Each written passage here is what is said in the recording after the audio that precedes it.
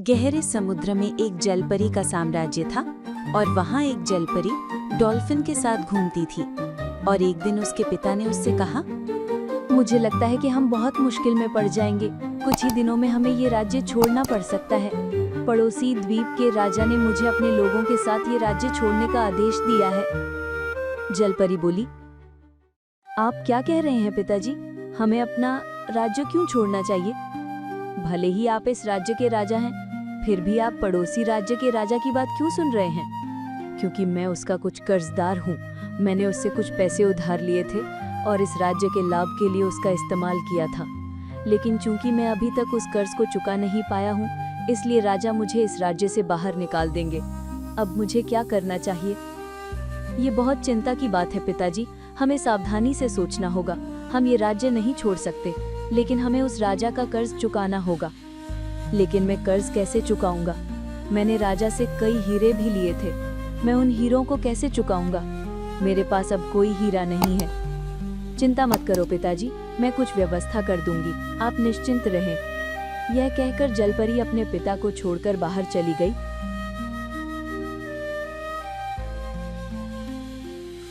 और सोचने लगी कि अब वो क्या करेगी, कैसे हीरे इकट्ठा करेगी और उन्हें पड़ोसी द्वीप के राजा को देगी। जब वो ये सोच रही थी, तभी वहाँ एक जलपरी आई। उसका नाम डेविड था। वो जलपरी से बहुत प्यार करता था। क्या बात है जलपरी, क्या हुआ? तुम बहुत चिंतित लग रही हो, मुझे बताओ। फिर जलपरी ने जलपरी को अपने पिता के साथ हुई सारी बातें बताईं।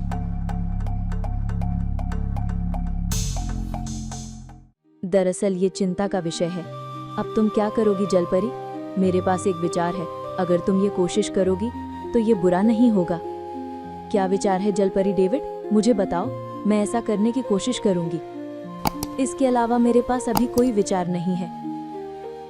कि राजा ने इस राज्य में हमारी सुरक्षा के लिए पड़ोसी द्वीप के राजा से हीरा लिया था, और चूंकि हीरा अभी तक वापस नहीं किया गया है, इसलिए पड़ोसी द्वीप के राजा ने हमें राजा को छोड़ने के लिए कहा है।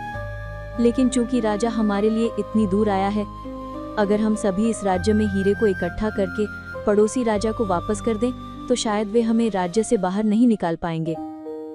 कि आपने एक अच्छा विचार दिया है, लेकिन क्या राज्य में सभी आपकी बात सुनने के लिए सहमत होंगे? कि हम इसे आजमा सकते हैं जलपरी। हम दोनों राज्य में सभी के साथ चर्चा में बैठते हैं और उन्हें सब कुछ बताते हैं, और फिर देखते हैं कि क्या होता है।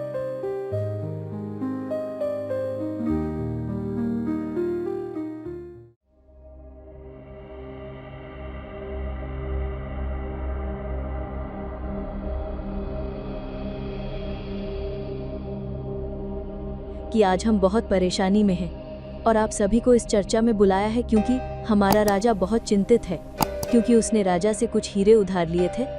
राज्य को बचाने के लिए पड़ोसी द्वीप के राजा से मिलने गया और वो अभी तक उस हीरे का भुगतान नहीं कर सका। यही कारण है कि पड़ोसी द्वीप के राजा ने हमें ये राज्य छोड़ने का आदेश दिया है। अरे अरे, तुम क्या कह रहे हो? हम इस राज्य को कहाँ छोड़ने जा रहे हैं? हम छोटे थे जब से हम इस राज्य में बड़े हुए हैं, और अब इस उम्र में हम इस राज्य को कहाँ छोड़ने जा रहे हैं? भले ही पड़ोसी द्वीप का राजा हमें जाने के लिए कहे, हम इस राज्य को नहीं छोड़ सकते। लेकिन अगर हम चाहें तो हम हीरे पड़ोसी द्वीप के राजा को वापस कर सकते हैं। तो ऐसा करो, मैं इस राज्य से कहीं नहीं जाना चाहती। ये मेरे पूर्वजों का राज्य है। मत्स्यनांज ने कहा, लेकिन डॉल्फिन कुकू, ये हमारे लिए बहुत बड़ा काम है। हम इतने सारे हीरे कहाँ से लाएंगे? अगर तुम हमारी मदद करो तो शायद हम बहुत जल्दी पड़ोसी राज्य के राजा को हीरे वापस कर सकते हैं। काकनी ने कहा, हमारी मदद करो? हम फिर कैसे मदद कर सकते हैं? जलपरी ने कहा, तुम चाहो तो मदद कर सकती हो। अगर तुम अपने पास जितने भी हीरे हों हमें दे दो, और सारे हीरे इकट्ठा करने के बाद हम जो हीरे लेंगे वो बगल वाले राजा को लौटा देंगे, तो शायद बगल वाला राजा हमें राज्य से बाहर ना निकाले और हम कर से मुक्त हो जाए। हाँ, तुमने गलत नहीं कहा जलपरी। हम सब अपने हीरे देने को तैयार हैं, फिर भी हम इस राज्य को छोड़ने को तैयार नहीं हैं। काकनी ने कहा, नहीं नहीं, मैं अपने हीरे किसी को नहीं दे सकती। वो मेरी मेहनत के हीरे हैं। मैंने बहुत मेहनत से वो हीरे इकट्ठा किए हैं। मैं उन्हें तुम्हें नहीं देना चाहती। जलपरी ने कहा, ये बातें मत कहो, तुम हमारी मदद करो। अगर तुम हमारी इस तरह मदद नहीं करोगी तो शायद हमें ये राज्य छोड़ना पड़ेगा। डॉल्फिन कुकू ने कहा, हाँ हाँ, जलपरी ने बिल्कुल सही कहा काकानी, तुम जलपरी की बात से सहमत हो जाओ और हीरा जलपरी को दे दो। इसके अलावा हमारे पास कोई दूसरा रास्ता नहीं है। अगर हमें इस राज्य में रहना है तो हमें इतनी मदद तो करनी ही पड़ेगी, है ना? काकनी ने कहा, हाँ ठीक है, जब तुम इतना कह रही हो तो मैं सहमत हूँ, मैं अपने हीरो दे दूंगी। तब वहाँ मौजूद सभी लोग जलपरी और मछली वाले की बात से सहमत हो गए और हीरे जलपरी को दे दिए। और जलपरी ने उन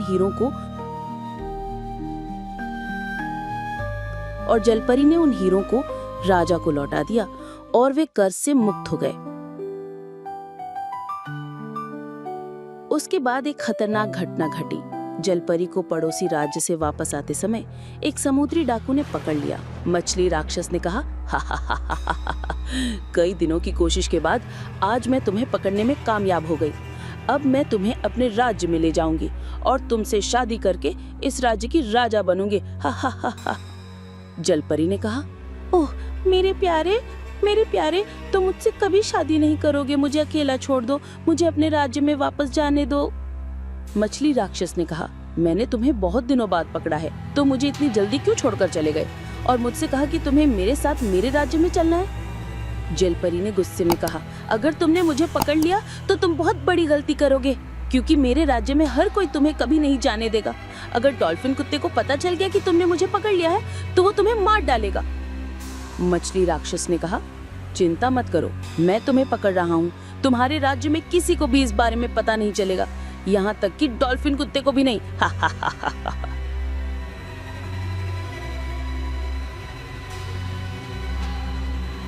जलपरी चिल्लाई, मेरी मदद करो मेरे प्यारे, समुद्री डाकू मुझे ले जा रहे हैं, तुम कहाँ हो? मछली राक्षस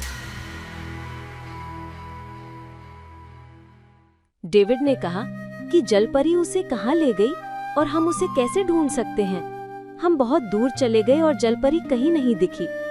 डॉल्फिन कुत्ते ने कहा कि चिंता मत करो जलपरी, हम सही जगह जा रहे हैं। मैं उनकी गंध से आसानी से समझ सकता हूँ कि वे कहाँ गए हैं। हमें थोड़ा और आगे जाना होगा, फिर शायद हमें जलपरी मिल जाए। डेविड ने कहा, ठीक है, फिर चलते हैं। फिर वे तेज गति से समुद्री डाकुओं की ओर जाने लगे, जबकि समुद्री डाकू और जलपरी ने शादी की सारी तैयारियां कर लीं।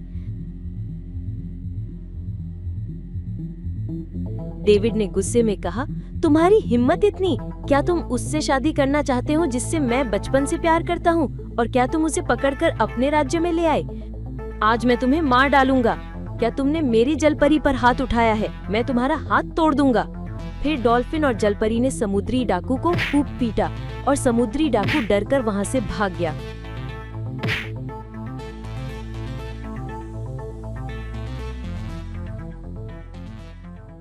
तब जलपरी ने जलपरी को बताया। जलपरी ने कहा, डेविड, तुमने मुझे पहले नहीं बताया कि तुम मुझसे प्यार करते हो। डॉल्फिन ने कहा, लेकिन डेविड ने मुझे पहले ही सब कुछ बता दिया है, भले ही तुम नहीं जानते हो, मैं जानती हूँ। डेविड ने कहा, हाँ जलपरी, मैं तुम्हें बहुत समय से पसंद करता हूँ, मैं तुमसे प्यार करता हूँ और मैं तुमसे शादी करना चाहता हूँ। क्या तुम मेरे प्रस्ताव से सहमत हो? जलपरी ने कहा, ठीक है, मैं तुम्हारे प्रस्ताव से सहमत हूँ। ये सुनकर डेविड और डॉल्फिन बहुत खुश हुए